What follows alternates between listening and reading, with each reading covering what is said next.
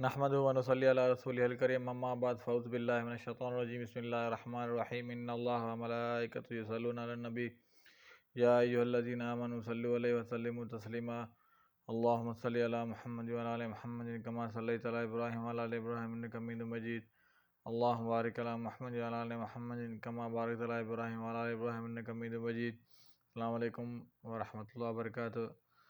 میرے بہن بھائی کیسے مزاج خیریت سے ہیں؟ میرے ویلوگ میں خوش آمدید۔ میرا نام عبداللہ بیان ہے اور میرے ویلوگ میں ڈیلی روٹین میں قرآن شریف کا ترجمہ رہتا ہے۔ آج میں آپ کے ساتھ شیئر کروں گا قرآن شریف کا ترجمہ سورہ الانعام آیت نمبر 68 سے 81 نمبر آیت تک۔ اردو ترجمہ اللہ تعالیٰ میں اس پر عمل کرنے کی توفیق عطا فرمائے۔ اور جب آپ ان لوگوں کو دیکھیں جو ہماری آیتوں پر نکتہ چینی کر رہے ہوتے ہیں تو آپ ان کے پاس سے ہٹ جائیں یہاں تک کہ وہ اس کے علاوہ کسی اور بات میں مشغول ہو جائیں، اور اگر شیطان آپ کو یہ بات بھلا دے تو یاد آنے پر ان ظالم لوگوں کے پاس مت بیٹھیں۔ ان کے حساب میں سے کسی چیز کے ذمہ دار ان لوگوں پر نہیں جو پرہیزگاری اختیار کرتے ہیں، لیکن نصیحت کرنا ان کا فرض ہے تاکہ وہ بھی پرہیزگاری اختیار کریں۔ اور اے نبی ان لوگوں کو چھوڑ دیجئے جنہوں نے اپنے دین کو کھیل تماشا بنا لیا ہے اور دنیا کی زندگی نے انہیں دھوکے میں ڈال رکھا ہے، اور آپ اس قرآن کے ذریعے سے نصیحت کرتے رہیے تاکہ کوئی شخص اپنے کرتوتوں کے وبال سے ہلاک نہ ہو جائے۔ اللہ کے سوا کوئی اس کا دوست اور سفارشی نہ ہوگا، اور اگر وہ بدلے میں ہر طرح کا فدیہ دے تو وہ بھی اس سے نہیں لیا جائے گا۔ یہی وہ لوگ ہیں جو کچھ انہوں نے کمایا اس کی وجہ سے انہیں ہلاک کر دیا گیا، اور جو وہ کفر کرتے رہے ہیں اس کی وجہ سے انہیں دوزخ میں تیز گرم پانی پینے کو ملے گا اور دردناک عذاب ہوگا۔ اے نبی کہہ دیجئے کیا ہم اللہ کے سوا ان کو پکاریں جو ہمیں نہ نفع دے سکتے ہیں اور نہ نقصان پہنچا سکتے ہیں، اور جو اللہ ہمیں سیدھا راستہ دکھا چکا ہے، تو کیا اس کے بعد ہم الٹے پاؤں پھر جائیں؟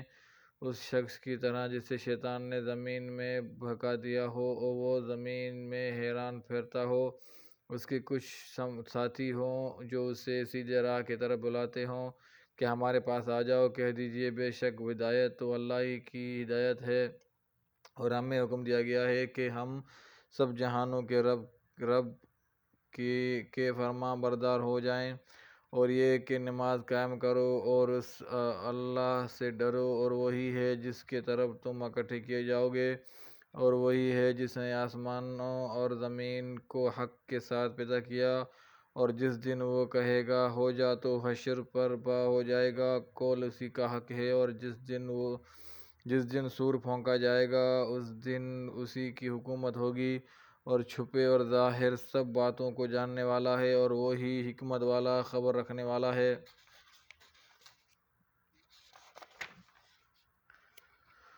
اور جب ابراہیم نے اپنے باپ آزر سے کہا کیا تم بتوں کو معبود ٹھہراتے ہو؟ بے شک میں تمہیں اور تمہارے قوم کو کھلی گمراہی میں پڑے دیکھتا ہوں۔ اور اسی طرح ہم ابراہیم کو آسمان اور زمین کی بادشاہی دکھاتے تھے تاکہ وہ یقین کرنے والوں میں سے ہو جائے۔ چنانچہ جب اس پر رات چھا گئی تو اس نے ایک ستارہ دیکھا۔ ابراہیم نے کہا یہ میرا رب ہے۔ پھر جب وہ غروب ہو گیا تو کہا میں غروب ہونے والے سے محبت نہیں کرتا۔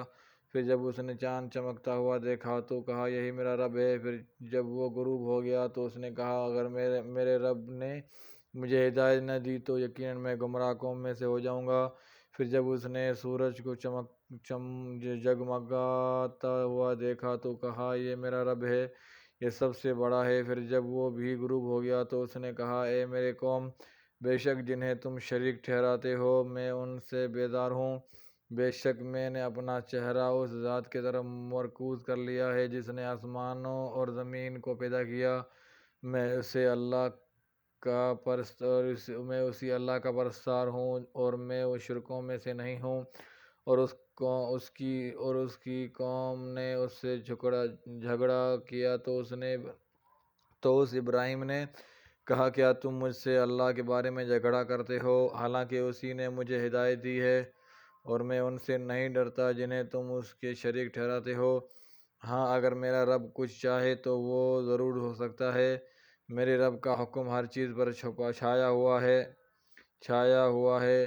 کیا پھر تم نصیحت حاصل نہیں کرتے؟ اور میں ان سے کیوں ڈروں جنہیں تم شریک ٹھہراتے ہو، جب کہ تم اس بات سے نہیں ڈرتے کہ تم ان کو اللہ کے شریک ٹھہراتے ہو جن کے اس نے تم پر کوئی دلیل نازل نہیں کی۔ پس دونوں فریقوں میں سے کون امن کا زیادہ حقدار ہے؟ بتاؤ اگر تم جانتے ہو۔ صدق اللہ العظیم و صدق رسول الکریم۔ اللہ تعالیٰ ہمیں اس پر عمل کرنے کی توفیق عطا فرمائے۔ اس میں ایک حضرت ابراہیم علیہ السلام کا قصہ الگ سے بٹھا ہوا ترجمے کے بغیر۔ حضرت ابراہیم علیہ السلام کے باپ کا عذر اپنے قوم کے طرح مشرک اور گمراہ ہی رہے، چنانچہ دیگر مشرکوں کی طرح وہ بھی جہنمی ہوں گے، جیسا کہ رسول اللہ صلی اللہ علیہ وسلم نے فرمایا۔ حشر کے دن ابراہیم علیہ السلام اپنے باپ آزر سے ملیں گے جس کا چہرہ سیاہ اور گرد و غبار میں چھپا ہوا ہوگا۔ ابراہیم علیہ السلام ان سے کہیں گے، کیا میں نے آپ کو یہ نہیں کہا تھا میرے نافرمانی نہ کریں؟ تو آزر کہے گا، آج میں تیری نافرمانی نہیں کروں گا۔ ابراہیم علیہ السلام اپنے رب سے عرض کریں گے، اے رب، تو نے مجھ سے وعدہ فرمایا تھا کہ تو مجھے حشر کے دن رسوا نہیں کرے گا، تو اس سے زیادہ اور کیا ذلت اور رسوائی ہوگی کہ میرا باپ ذلیل اور رسوا ہو۔ وہ تیری رحمت سے محروم ہے۔ اس پر اللہ تعالیٰ فرمائے گا، میں نے کافروں پر جنت حرام کر دی ہے۔ پھر فرمائے گا، اے ابراہیم، اپنے پاؤں تلے تو دیکھ۔ ابراہیم علیہ السلام دیکھیں گے کہ نجاست سے لتھڑا ہوا ایک بچہ ہے جسے ٹانگوں سے پکڑا جائے گا اور جہنم میں پھینک دیا جائے گا۔ البخاری احادیث الانبیاء حدیث نمبر 3350۔ ان لوگوں کا خیال درست نہیں جو کہتے ہیں کہ آزر چچا تھے۔ عربی زبان میں چچا کے لیے مستقل لفظ موجود ہے، اس لیے قرآن کے ظاہر کو تبدیل کرنے کی کوئی معقول وجہ نظر نہیں آتی۔ اللہ تعالیٰ ہمیں اس پر عمل کرنے کی توفیق عطا فرمائے۔ اللہ تعالیٰ ہمارے گناہ معاف فرمائے۔ اللہ تعالیٰ ہمیں سیدھے راستے پہ چلنے کی توفیق عطا فرمائے۔ اللہ تعالیٰ بے اولادوں کو صالح اولاد عطا فرمائے، اور جن کو اولاد ہے ان کو اپنے ماں باپ کی عزت احترام خدمت کرنے کی توفیق عطا فرمائے۔ اللہ تعالیٰ بے روزگاروں کو رزق حلال عطا فرمائے۔ اللہ تعالیٰ ہمیں انسانی شر اور شیطانی شر سے بچائے۔ انشاءاللہ دوسری ویڈیو میں پھر ملاقات ہوگی۔ السلام علیکم و رحمۃ اللہ وبرکاتہ۔